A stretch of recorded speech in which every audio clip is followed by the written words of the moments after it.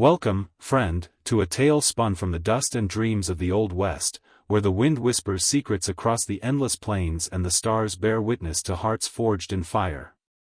Settle by the firelight, let the soft crackle ease your soul, and drift back to the Arizona territory of 1877, where a cowboy named Nolan Creed found his destiny in the shadows of an abandoned ranch. This is a story of courage, trust, and the unexpected bonds that bloom in the wild frontier. Close your eyes if you wish, and let the whispers of Sagebrush Hollow carry you to a place where strangers become family under the weight of impossible odds.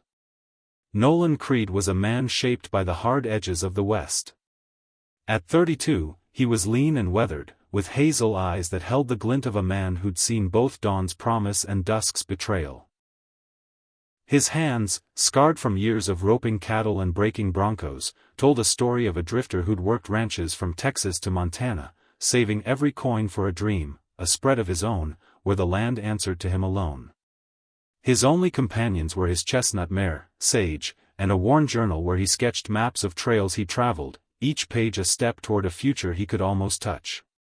In the dusty town of Redstone, where the saloon's piano battled the howl of the wind, Nolan heard of a ranch for sale in Sagebrush Hollow, a remote valley cradled by red rock cliffs and dotted with mesquite. The price was a steal, $50 for 200 acres, a cabin, and a barn. The land agent, a twitchy man named Silas Boone, called it a ghost ranch, abandoned since its owner, a recluse named Whitaker, vanished into the desert. Folks say it's cursed, Boone muttered, pocketing Nolan's silver. But you look like a man who don't scare easy. Nolan didn't believe in curses, only in sweat and second chances. He rode out at dawn, Sage's hooves kicking up dust along a trail lined with saguaros. The ranch appeared like a mirage, a sagging cabin of weathered logs, a barn leaning like a drunk, and a corral half buried in sand. The air was still, save for the creak of a windmill spinning lazily. Nolan tethered Sage, his boots crunching on gravel as he approached the cabin. The door hung ajar, hinges rusted, and the windows were clouded with grime. He expected emptiness, cobwebs, maybe a rattler's nest. Instead, a faint rustle came from inside, like a breath held too long. He drew his Colt, easing the door open. "Who's there?" he called, voice steady but low. A shadow moved in the corner, and a figure stepped into the shaft of sunlight slicing through a broken shutter. It was a young woman, no older than 20, with skin tanned by the sun, black hair spilling loose from a braid, and eyes dark as a storm cloud. She wore a faded cotton dress, patched at the knees, and clutched a kitchen knife, its blade glinting with defiance. "Get out," she said, her voice trembling but fierce. "This is my home." Nolan lowered his gun, hands raised. "Name's Nolan Creed. I bought this place, fair and square. Got the deed right here." He patted his saddlebag, keeping his distance. "Who are you?" She hesitated, the knife wavering. "Isabel Vega. I've been here 6 months. Ain't nobody told me about a sale." Boone said it was abandoned, Nolan said, frowning. "You got a claim?" "No papers," she admitted, chin lifting. "Found it empty after I ran. Been fixing it up. It's mine by right of livin'.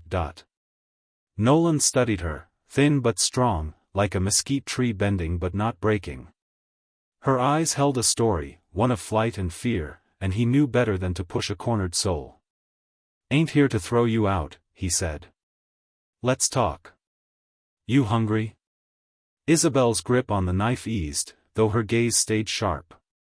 Over a fire outside, Nolan shared his jerky and coffee, and she offered prickly pear fruit she'd gathered.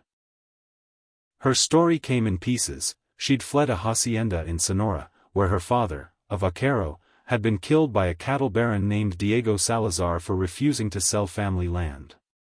Salazar wanted Isabel too, as a bride or worse, so she'd stolen a horse and crossed the border, hiding in the ranch to escape his hired trackers.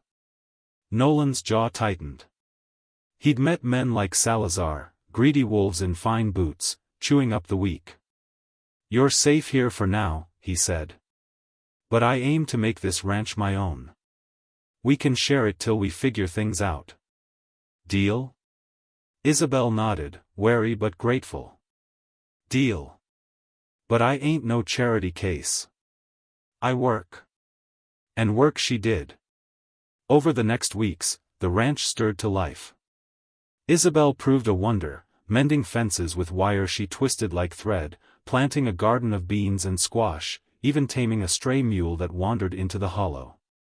Nolan repaired the cabin's roof, shored up the barn, and began rounding up wild cattle that roamed the valley.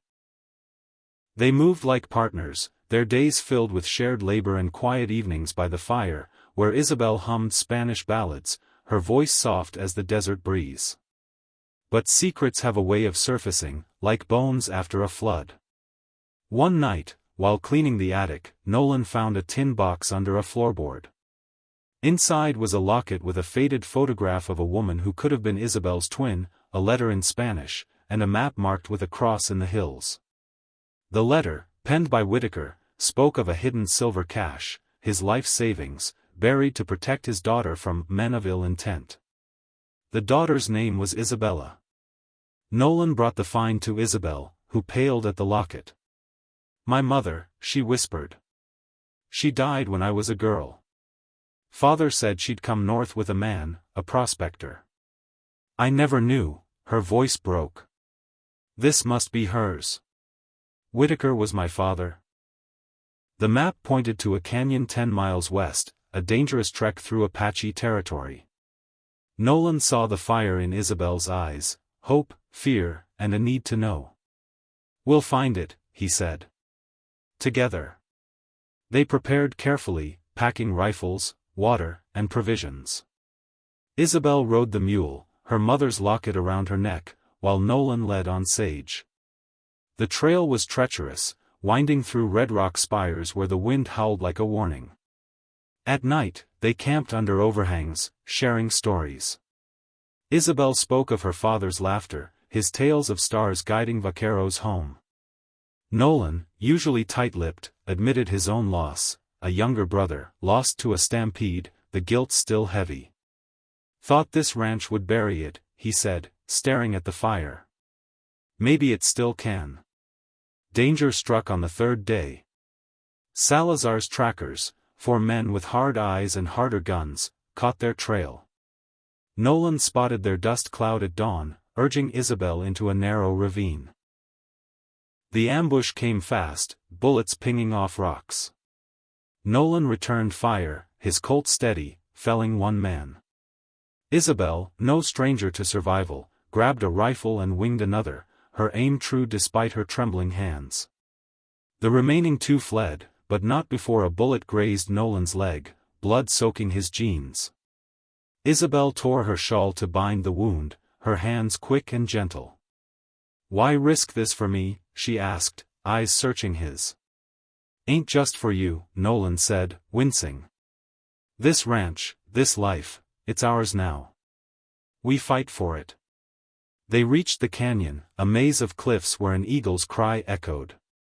The map led to a cave, its mouth hidden by brush. Inside, they found a small chest, silver coins glinting like moonlight, enough to rebuild the ranch and more. But the true treasure was the locket's weight in Isabel's hand, proof of a mother's love she'd thought lost forever. The return was tense, Salazar's threat looming.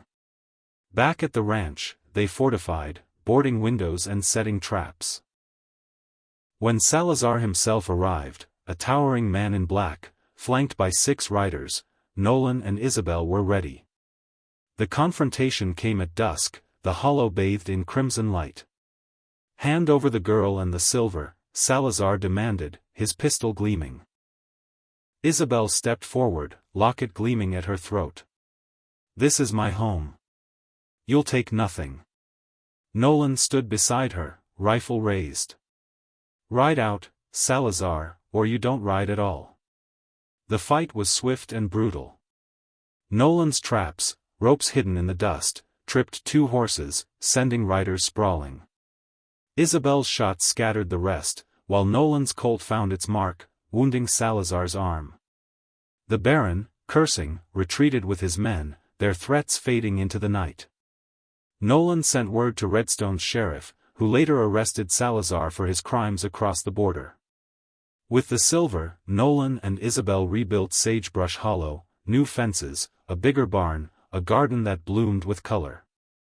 The ranch became a haven, not just for them but for strays and wanderers seeking refuge. Isabel's songs filled the evenings, her voice weaving stories of her mother and father into the valley's lore. Nolan, once a drifter, found his anchor in her laughter, her strength, her trust. By 1884, they married under a mesquite tree, the wind carrying their vows across the hollow. The ranch thrived, a testament to two souls who'd found each other in the ruins of an abandoned dream. On quiet nights, they sat on the porch, Isabel's hand in Nolan's, the stars above whispering of home. So, friend, as the embers dim and your heart grows heavy with sleep, let Sagebrush Hollow's tale linger. In the Old West, where the desert tests the brave and the broken, destiny hides in the shadows of abandoned places, waiting for those bold enough to claim it. Sleep deep, and may your own trail lead to a family forged in the unexpected heart of the wild.